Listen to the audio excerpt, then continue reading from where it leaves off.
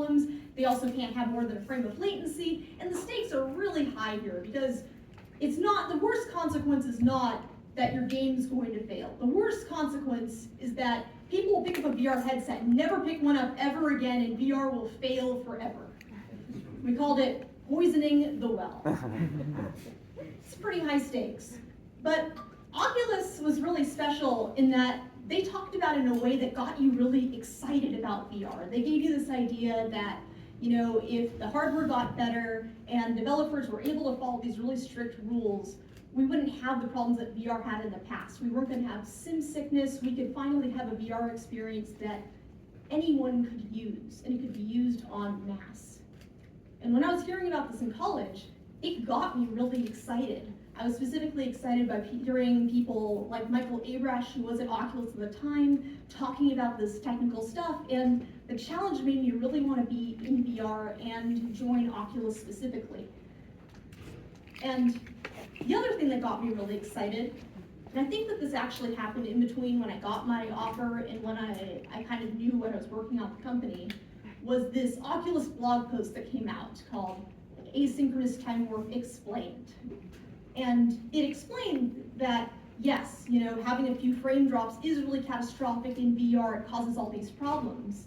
But there's this really interesting new idea in software that might be able to mitigate it, called Asynchronous Time Warp. It had been implemented on Gear VR kind of recently, but there were a lot of challenges for how it was going to work in PC. It includes this term that, you know, asynchronous time warp is not a silver bullet. And that got me even more excited, this idea that, you know, we could be using software to make VR move even faster. And so when I talked to the recruiters, I said, you know, I really want to be on the team that's working on that. And I was really insistent that that's where I wanted to be in the company. And I don't know if they listened to me or if it was just random. It kind of worked out. I did get assigned to essentially that team, but it wasn't on the Rift. It was on their other weird project, which was Gear VR in a totally different place. So I was kind of happy, but it gave me an in to talk to the people that were working on the Rift. And I ended up talking to them a lot because they were really brilliant and they loved explaining things, and they were just really nice, helpful people that I learned a lot from. And this group of guys are really fierce and absolute legends. They built all the Rift software. They were intensely creative. They were building like these incredible like calculus graphics things in a day's time, doing color correction, absolutely everything. And on top of that, they would come up with these really inventive algorithms and solutions, either from their own brains or digging up like, you know, 10-year-old ideas that everybody had dismissed because they were too hard to implement and getting them done, all for the sake of trying to make things easier for developers. Because they were also answering emails from developers and seeing the problems that they were facing every day. So when I was in California, I would get lunch with these guys and talk to them. And one thing I realized is that one of the problems they faced is when they would put these kind of inventive solutions forward, they're also getting a lot of pushback. They're getting pushback from, you know, a portion of Oculus, but really an extension of the VR community as a whole. Because it wasn't just happening at Oculus, it was happening at Valve, it was happening in a lot of places that, you know, were very scared of what might happen if we introduce the wrong type of technology into VR. And asynchronous time warp was probably one of the worst ones. To give you a sense of what that argument was like, the idea is, well, asynchronous time warp is going to make it a little less bad for developers to drop frames. Well, that makes it a little more okay for developers to drop frames. That means they're just going to do it. It'd be much better if developers didn't do that at all. We don't know how well this technology is going to work. We don't want to give developers a crutch to make worse content potentially poison the well. And so, I don't know how relatable this is as an argument, but one of the problems is it's very hard to defeat. It's very hard to say, well, we don't know what will happen. It's a lot of times they could just have hacked something up and demoed it, but this was a really big piece of technology. So another part of this story is about what they did instead. So I think VR is interesting VR is interesting because, people don't just do these things always to get a salary. They do it because they care about the future and they're afraid of what the future could hold. These other guys, they're afraid about, potentially having bad content, and that's totally fine. And there's another fear. There's another fear that if we don't have enough content, if we don't enable enough developers, things are never going to get off the ground.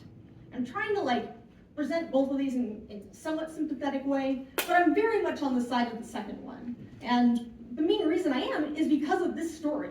Watching this play out really convinced me that there was really only one way to look at it.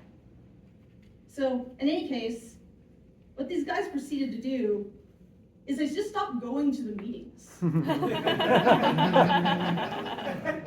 Basically, everybody that was working directly with developers just started doing it. So I think the first thing that happens is, so John Carmack's team, the Gear VR team, they just build it. They don't really pay attention to anybody else, and there's a lot of reasons why you can say they released it faster, but people just weren't as worried about that being the future of VR. This doesn't immediately let the PC guys do it though, because there are a few differences. Gear VR doesn't have the positional element, it's not clear what effects that's going to have. So, there's this one guy, Dean Beeler, he kind of takes the main risk of the whole thing. So he starts building it basically solo, basically by himself. And it's a really big implementation. He has to work a lot on it. And it's extremely taboo. He's not supposed to be working on it, and the company's actively trying to figure out how to stop him from working on it. And you can ask yourself, don't companies have ways of stopping people from contributing code they don't want committed? And the answer is, not if you do it fast enough. So he's hurriedly doing this, and in the meantime, the rest of the team is basically covering for him, doing all the other work to get the riff shipped. And additionally, people like Michael Antonov are writing blog posts. So the blog post that I read was basically a way of getting the story out there and explaining to the public in somewhat unbiased terms what asynchronous time warp was. And one of the nice things about getting that to the public is that people can't sweep it under the rug. They can't ignore it, they have to kind of ask about it. And I think one thing that I really want to emphasize is it can be really emotionally taxing to work on something that's this complicated that you need to get exactly perfectly while having a bunch of people tell you not to do it. And the only real motivation you would have had to keep going is caring a lot about what happens to VR and what happens to the community of developers. And I think that's probably what led them to do it. And I think the most amazing part of what happens here is that they managed to get asynchronous time warp into the Rift SDK 1.0, coming extremely hot. And so I don't know if I've convinced you that this was a good idea, if asynchronous time warp was a problem or not, or if it's necessary, but Oculus was, I think, the first to have sort of an asynchronous reproduction solution. And basically every headset now, regardless of its quality bar, regardless of anything, ships with an asynchronous reproduction solution today. And it's funny, because if they hadn't done this, probably it never would have happened. Everyone would have stayed too scared. So, I'll try to wrap this up. In the early days, before we had technology, a lot of VR arguments were fought with words. 20 milliseconds of latency, 4K per eye. And the thing is that we still use a lot of these words today, but a lot of the battles that were fought in VR and a lot of the stories that happened aren't expressed with the words that we're using today to talk about it. I think we can revere the past while we notice how things change. I think the thing I want to leave people with is that the world's pretty cool in that VR exists today, and we can hold the technology in our hands. If we want to criticize VR, we're usually criticizing something that we have access to right now. And in that world, there's never a reason not to try something. Thank you.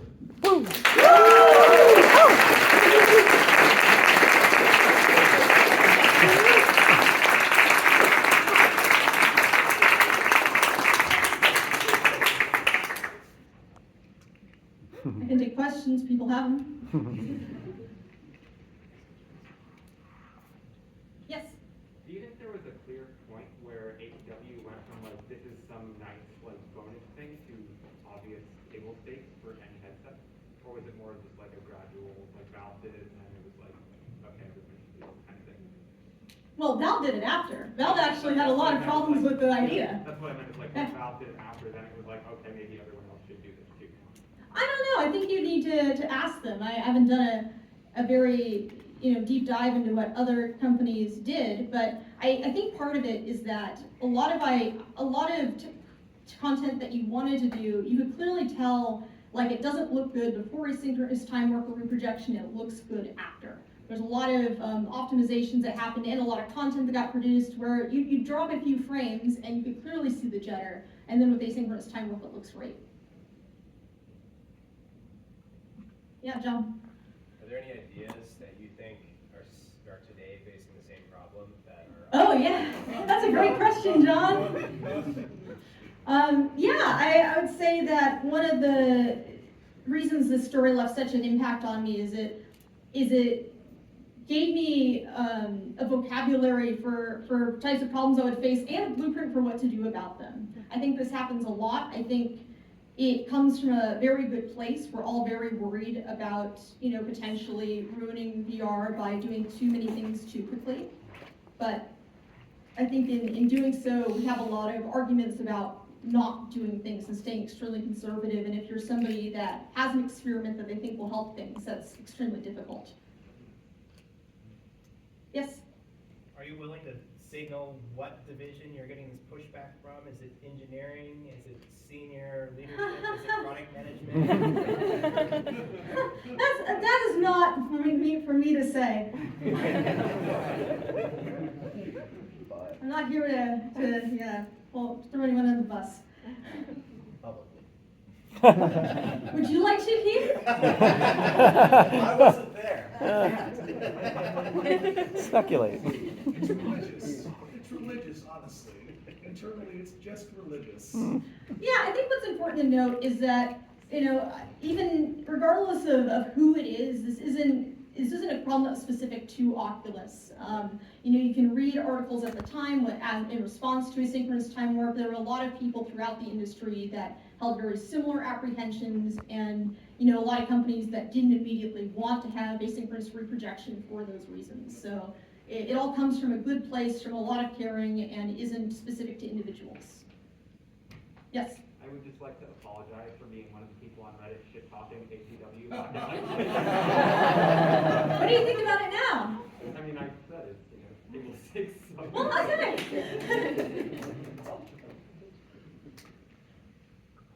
Yes? What are you working on now?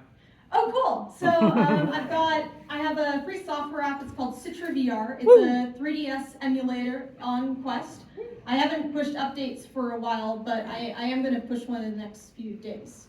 There's an APK on Discord right now, but it'll be on SideQuest soon. Cool. Cool. Yeah!